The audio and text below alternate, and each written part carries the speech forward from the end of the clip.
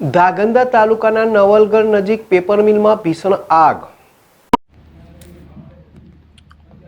18 કલાકથી પ્રચંડ આગમાં બળી રહેલી પેપર મિલ, 3 જિલ્લાની ફાયર ટીમની સાથે આર્મી પણ મદદે દોડી 50,000 લીટર પાણીનો મારો ચલાવ્યા બાદ 85% આગ કાબૂમાં। તો ધાંગધ્રા તાલુકાના નવલગઢ નજીક પેપર મિલમાં ભીષણ આગ। તો ધાંગધ્રા તાલુકાના નવલગઢ ગામ નજીક નવલગઢથી ધાંગધ્રા તરફ જતા રસ્તા પર આવેલી પેટેશન પેપર મિલમાં આજે બપોરના સમયે ભીષણ આગ લાગવાની ઘટના બની છે। આગની ઘટનાની જાણ થતા સ્થાનિક વહીવટીતંત્ર તાત્કાલિક સક્રિય થયું છે।